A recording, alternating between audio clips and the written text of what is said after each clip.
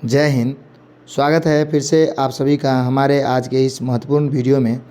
और जैसा कि अर्थशास्त्र मैंने शुरू किया था और वो हम आपको डिजिटली जो पीडीएफ होता है उससे करवा रहे थे, लेकिन उसमें मतलब दिक्कत होता था, इसलिए मैं जिस कॉपी में पढ़ा हूँ अच्छे से उसी कॉपी को खींच के डायरेक्ट रफ कॉपी है ये, थोड़ा हम आपको समझाएंगे और आप समझने का भी कोशिश कीजिएगा और ये पीडीएफ हम आपको दे देंगे। देखिए, इसको हम मतलब पीडीएफ में एडिट कर सकते थे, लेकिन मेरे पास उतना टाइम नहीं है कि हम टाइप कर पाएँ, तो इसलिए आप समझिए, हम आपके लिए कोशिश तो करते हैं लेकिन टाइम का अभाव रहता है, इसलिए उतना नहीं कर पाते हैं। लेकिन हम इसमें आपको अच्छी तरह से समझा देंगे, इस बात का आप पूरा मतलब विश्वास कीजिए। अगर हम बात करते हैं अर्थशास्त्र, तो देखिए अर्थशास्त्र के अंदर होता है आर्थिक क्रियाएं। इससे पहले पार्ट 1 में मैंने सभी बात कर लिया था, यह पार्ट 2 है। आर्थिक क्रिया किसको कहते हैं? Economics activities. तो देखिए, आर्थिक क्रिया हम उन कामों को कहते हैं जिस काम को करने से पैसा की प्राप्ति हो, उसी को क्या कहेंगे? आर्थिक क्रिया। तो देखिए, यहाँ पे आर्थिक क्रिया का अध्ययन करना अर्थशास्त्र कहलाता है। मतलब सभी आर्थिक क्रियाओं का अध्ययन करना क्या कहलाता है? अर्थशास्त्र। अब देखिए, आर्थिक क्रिया क्यों किया जाता है? तो आवश्यकताओं को पूरा करने वाला काम को आर्थिक क्रिया कहते हैं। सिंपल बात है, जो काम हमें अरे आवश्यकताओं को पूरा कर देगा उसी को हम क्या बोलेंगे? आर्थिक क्रिया। अब आर्थिक क्रिया की बात करते हैं तो ये 4 प्रकार के होते हैं। कितने प्रकार के होते हैं? 4 प्रकार। देखो, जैसे में आपका जो पहला है वो है उत्पादन। क्या है? उत्पादन। और एक मिनट, आप उत्पादन का मतलब ये समझिएगा कि उत्पादन एक ऐसा चीज़ है जिसे मानव कभी नहीं करता है। मानव नहीं करता है, बल्कि उत्पादन के मतलब उत्पादन के साथ मानव करता क्या है? तो इसके वैल्यू को बढ़ा देता है। क्या करता है? वैल्यू को और इसके उपयोगिता को क्या करता है? बढ़ा देता है। इसको समझिए जो हम समझा रहे हैं। तो इसको वैल्यू और उपयोगिता को कैसे बढ़ा दिया? मान लो कि सपोज मानो कि ज़मीन में मिट्टी है। क्या है? मिट्टी। ये मिट्टी आप खोद के ले आए। क्या करें? खोद के ले आए। और मिट्टी जब खोद के ले आए तो इस मिट्टी का अभी कोई वैल्यू नहीं है, लेकिन इस मिट्टी को कुम्हार ले आया और कुम्हार क्या किया? इससे बहुत बढ़िया सा मूर्ति बना दिया। क्या बना दिया? मूर्ति। अब मूर्ति ये मार्केट में बिकेगा कितना का? 2000 का, 2500 का या 3000 का, जितना ही बिकेगा कि नहीं बिकेगा? तो बताइए, जब ये ज़मीन में था इसका कोई वैल्यू नहीं था, लेकिन इसके वैल्यू को बढ़ा दिया कि नहीं बढ़ा दिया? तो मूर्ति तो एक तरह से बना, उत्पादन हुआ, लेकिन ये किस पर उत्पादन हुआ? तो ये कहीं ना कहीं मिट्टी से बना। तो मिट्टी का कोई वैल्यू नहीं था, तो इसका वैल्यू को सिर्फ हम बढ़ाते हैं और इसके उपयोगिता को हम बढ़ा देते हैं। समझ में आ गया? तो अगर हम बात करते हैं, जैसे में देखिए, जैसे में लकड़ी को जमा कर कुर्सी बनाना, मतलब लकड़ी को जमा कर क्या बनाना? कुर्सी बनाना। लकड़ी अगर सिंपल वे में है तो इस लकड़ी का कोई उपयोग है? कोई जला भी देता है, कोई मान के चलिए कहीं पे इसको कुछ घर बना लेता है, या कोई इसी लकड़ी को कुर्सी, टेबल, बेंच बना के क्या करता है? मार्केट में बेचता है। तो लकड़ी तो एक ही है, लेकिन उसी लकड़ी की क्या उपयोगिता कितना है, और उपयोगिता के कारण उसका वैल्यू भी अलग अलग है। समझ में आ गया? अब देखिए, यहाँ हम वही बात लिखते हैं कि यहाँ उत्पादन का अर्थ निर्माण करना नहीं है, और मानव किसी वस्तु का निर्माण नहीं करता है, बल्कि उसका उपयोग एवं मूल्य मतलब वैल्यू बढ़ा देता है। अर्थात दुकानदार कुर्सी का निर्माण उत्पादन नहीं करता। सही बात है, कुर्सी का उत्पादन मानव कभी भी मानव लकड़ी का थोड़े उत्पादन कर सकता है। लकड़ी का तो प्राकृतिक उत्पादन करता है, क्योंकि कुर्सी लकड़ी से बना है, जो दुकानदार सिर्फ वैल्यू एवं उपयोगिता को बढ़ा दे रहा है। समझ में आ गया आपको? आशा करते हैं आपको अच्छा लगा होगा। अब देखिए, उत्पादन के साधन। अगर हम बात करते हैं उत्पादन के साधन का, तो उत्पादन के साधन टोटल 4 प्रकार के होते हैं। कितने? इसके 4 साधन हैं। कौन कौन साधन है? तो देखिए, जैसे में उत्पादन की अगर हम बात करते हैं तो किसी चीज़ के उत्पादन के लिए कितने चीज़ की ज़रूरत है? तो ये 4 फैक्टर की ज़रूरत है। एक होता है भूमि, एक होता है पूंजी, एक क्या होता है? श्रम, और एक क्या होता है आपका? उद्यम। मतलब भूमि, पूंजी, श्रम और उद्यम। भूमि की बात करते हैं तो देखिए, उत्पादन के किसी एक मतलब एक बात समझिए, मतलब किसी भी चीज़ के उत्पादन करने में, क्या करने में, हम आपको पहले ही बताएं कि उत्पादन का मतलब ये नहीं है कि उसे पैदा करना, और वो मानव कभी नहीं करता, सिर्फ वैल्यू को बढ़ा देता है। तो अगर हम उत्पादन की बात करते हैं तो आप यहाँ सोचो कि उत्पादन की बात अगर हम करें तो इसमें 4 चीज़ें लगती हैं, और ये 4 चीज़ उत्पादन के साधन कौन कौन है? देखिए, पहला भूमि, पूंजी, श्रम और उद्यम। तो किसी भी चीज़ के उत्पादन के लिए 4 चीज़ों का होना बहुत ज़रूरी है। क्यों? क्योंकि समझिए, भूमि से क्या आता है? भूमि जब भी मतलब भूमि से क्या आता है? लगान आता है, रेंट आता है। पूंजी से क्या आता है? पूंजी पर ब्याज वसूला जाता है। श्रम से क्या होता है? श्रम जो करते हैं काम, वो किस लिए करते हैं? वेतन के लिए। और उद्यम, उद्यम क्या कमाता है? तो उद्यम किसी भी चीज़ को क्या कमाना चाहता है? तो लाभ कमाना चाहता है। उद्यम मतलब मालिक। तो उत्पादन के ये जो 4 साधन हैं, ये 4 साधन उत्पादन को, उपयोगिता को बढ़ाने के लिए ये चारों चीज़ों का होना बहुत ज़रूरी है। और ये 4 चीज़ों का उद्देश्य क्या है? तो इनके उद्देश्य यही है। समझ में आ गया? भूमि से लगान, पूंजी से ब्याज, श्रम से वेतन और उद्यम से मालिक लाभ कमाना चाहता है, इसलिए इसको ये होता है। अब देखिए उसके बाद हम बात करते हैं, जैसे कि हम आपको 4 आर्थिक क्रिया बताए थे, तो एक आर्थिक क्रिया उत्पादन समझ गया, उत्पादन भी समझे आप। देखिए एक बार समझिए, ये क्या है आपका आर्थिक क्रिया। तो आर्थिक क्रिया में आपने एक को जाना, किसको जाना, उत्पादन को। किसको जाना, उत्पादन को। और उत्पादन के कितने साधन थे, 4 साधन थे, भूमि, श्रम, पूंजी, उद्यम, और ये 4 चीज़ ऊपर हम आपको जस्ट बताए हैं। अब जैसे एक उत्पादन आप पढ़ लिए, तो अगला क्या होगा, उपभोग।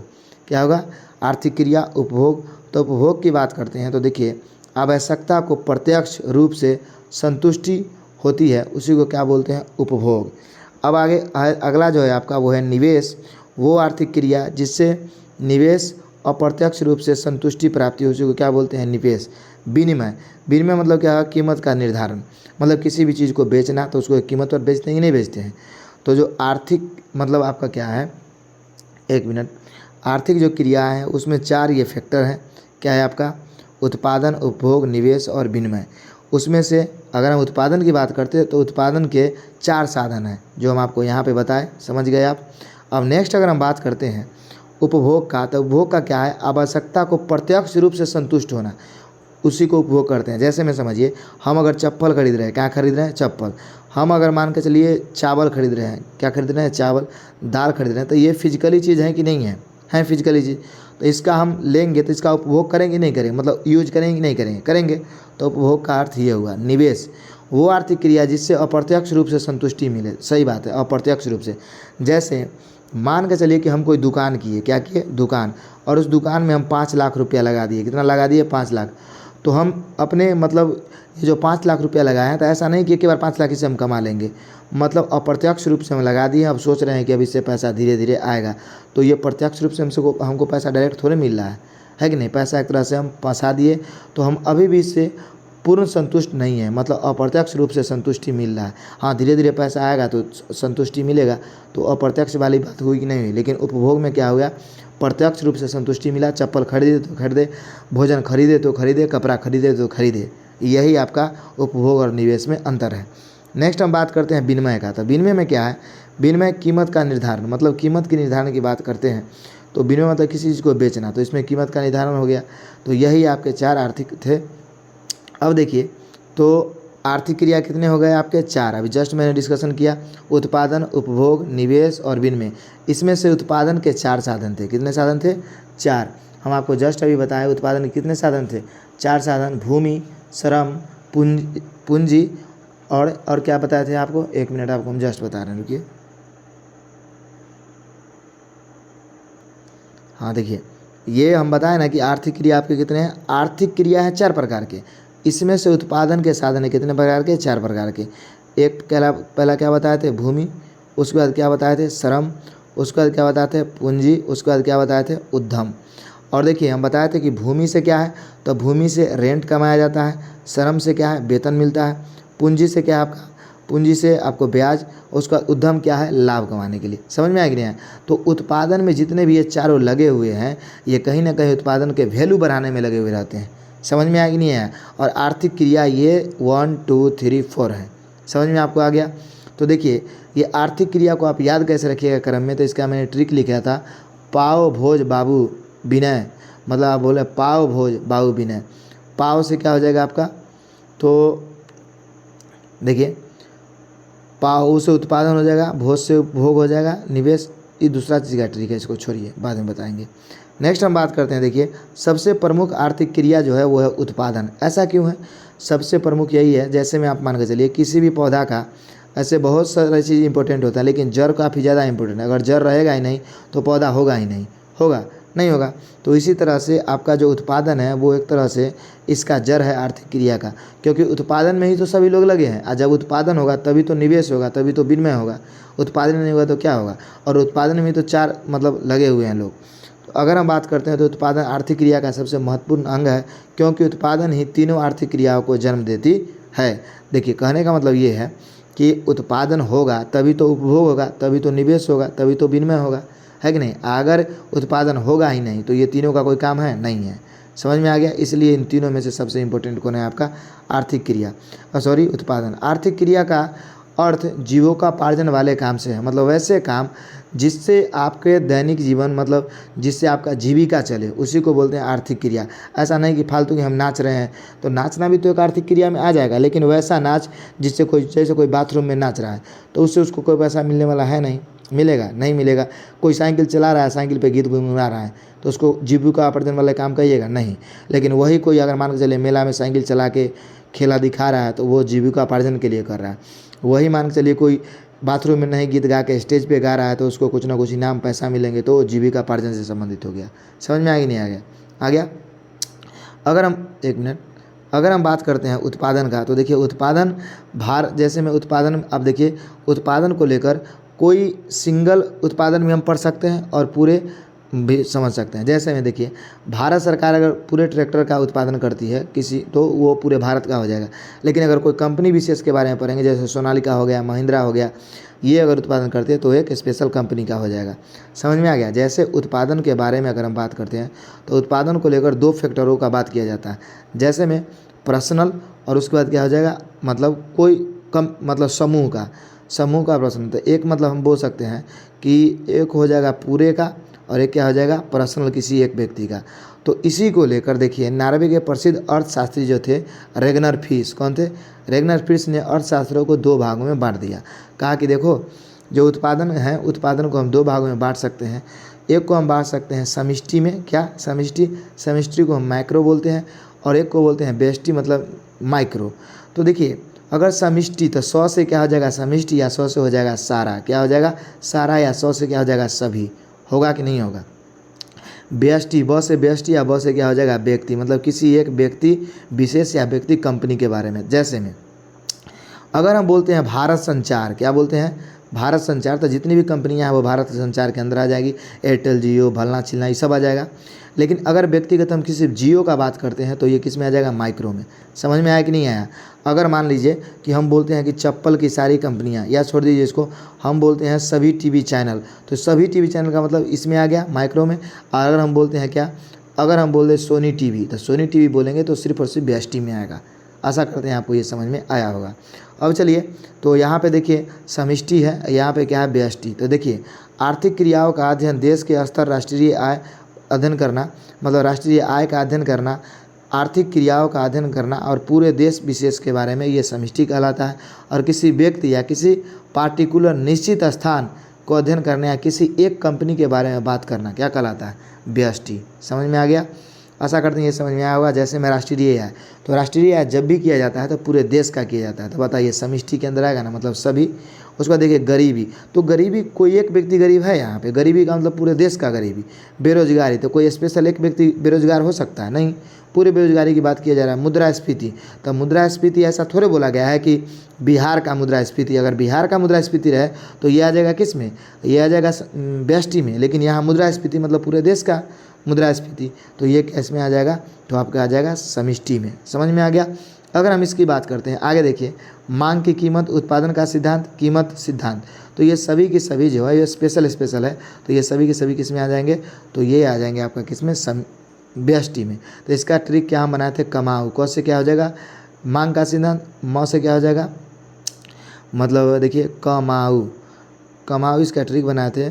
क से कहाँ का ट्रिक है, कुछ समझ में नहीं आ रहा। चलिए आगे समझते हैं हम दुर्लभता और चयन का सिद्धांत। अब देखिए इसके बारे में बात करते हैं, तो इसके भी एक अर्थशास्त्री ने दिए थे।